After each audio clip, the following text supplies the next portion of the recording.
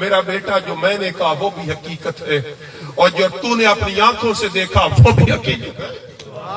نہ میں نے غلط کہا نہ تو نے غلط دیکھا، وہی میری بیٹی ہے، وہی میری بیٹی ہے۔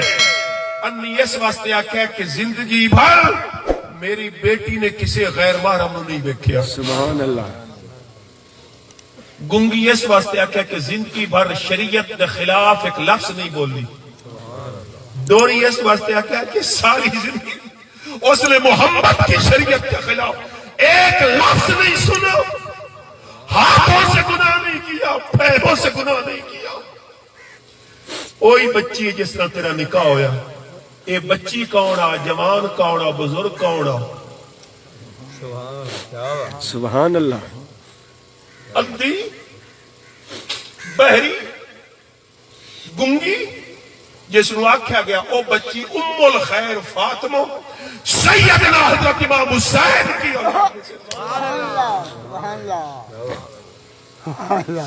وہ نورانی صورت والا بزرگ، وہ حضرت عبداللہ سومی تھے، اور وہ جوان ابو سہل موسیٰ جنگی دوست محی الدین شیخ عبد القادر جیلانی کے والد گرامی تھے۔ سبحان اللہ۔ جس دی ماں ایڈی تقوی والی ہوئے، یہ دی ماں تقوی ایڈی تقوی والی ہوئے، اور جس دا باپ اتنا تقوی والا ہو، پھر جو پیدا ہوگا وہ غوث العظم ہوگا۔ 470 ہجری، 450 سال بعد محمد عربی علیہ السلام کی بعثت کے بعد آج تو تقریباً 1000 سال پہلے حضرت سیدنا غوث العظم جیلانی پیدا ہو گئے۔ رمضان شریف کا مہینہ پہلی تاریخ ہے۔ سبحان اللہ۔ ماں نے سحری دے ویلے دودھ پیوایا، سارا دن ام الخیر فاطمہ کوشش کرتی رہی کہ میرا بیٹا میرا دودھ پیے۔ حضرت غوث العظم نے سارا دن دودھ نہ پیا، پیدا ہوتے ہی اللہ کے ہاں روزے سے پیدا ہوئے۔ سبحان اللہ۔ آج بھی کہتے ہیں کہ نبی کو پتہ نہیں تھا۔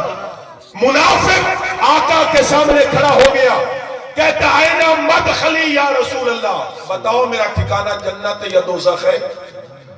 اب حضور علیہ السلام کی نگاہ اٹھی، اس کے زہری صورت حیات مورت پر پڑی، مگر یہاں رک نہیں گئی۔ اس کی داڑھی کے پردوں کو چیر کر رکھا، اس کی زہری حیات مورت صورت کو چیرا۔ نگاہ نبوت نے اس شخص کے دل کی گہرائیوں میں جھانکا، فرمایا کہ تو دوزخی ہے۔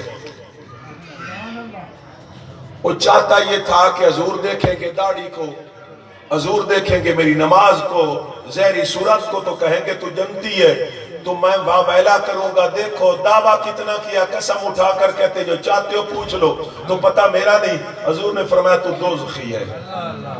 تو جو حضور علیہ السلام کے علم کا امتحان لینا چاہتا ہے، جو حضور علیہ السلام کے علم کا امتحان لینا چاہتا ہے، جو تولنا چاہتا ہے، جو پرکھنا چاہتا ہے، علم کی نفی کرنا چاہتا ہے، آقا کا فتویٰ جاری ہو وہ دوزخی ہے۔ اس کو دوزخی آقا علیہ السلام نے ڈکلیئر کر دیا۔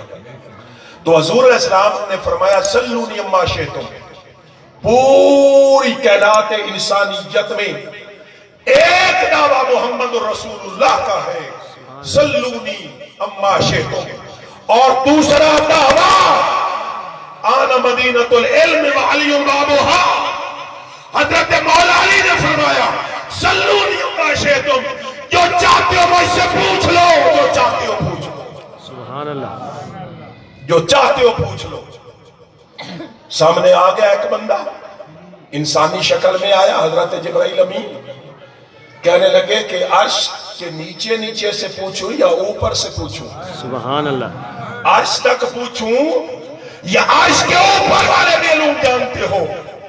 حضرت مولا کائنات نے فرمایا سلونی اما دون العرش، عرش تک بھی پوچھ، عرش سے اوپر جو کچھ ہے وہ بھی علی سے پوچھ۔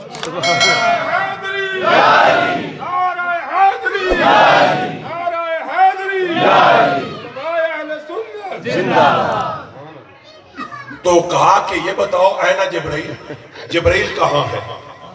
علی المرتضی نے سمندروں کے قطروں میں جھانکا، ایک ایک قطرے کو دیکھا، جبرائیل کہیں قطرہ بن کر سمندر میں داخل نہ ہو گیا۔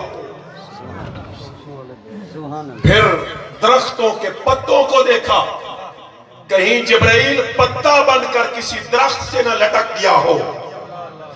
پھر صحراؤں کے ذروں کو دیکھا، جبرائیل کہیں کسی صحرا کا ذرہ بن کر کسی صحرا میں نہ پڑا ہو۔ کائنات سماوی کو دیکھا، کہیں ستارہ بن کر جبرائیل آسمانوں پر نہ چمک رہا ہو۔ 14 طبق کو دیکھا، ہر سو دیکھا، جب نہ سمندروں میں، نہ پہاڑوں میں، نہ صحراؤں میں، نہ ہواؤں میں، نہ خلاؤں میں، نہ کہکشاؤں میں، نہ آسمانوں میں، نہ عرش پر، نہ سدرۃ المنتہی پر، جب جبرائیل کہیں نظر نہ آئے، علی نے فرمایا انت جبرائیل،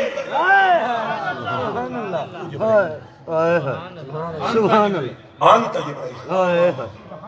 تو میرے صحبوں، علی المرتضی کرم اللہ تعالی وجہ الکریم، ان کی عظمتیں سننے والوں، علی المرتضی کی عظمتوں کا عالم اتنا بلند ہے۔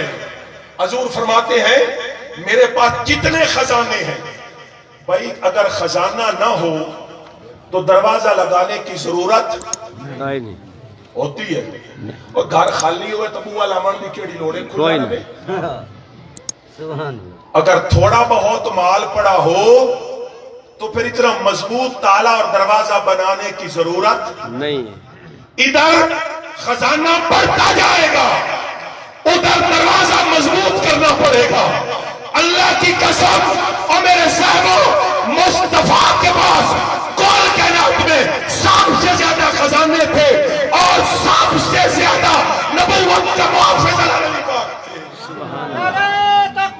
اللہ اکبر، یا رسول اللہ، یا الہی، اللہ نے فرمایا کل، میرا سونا فرما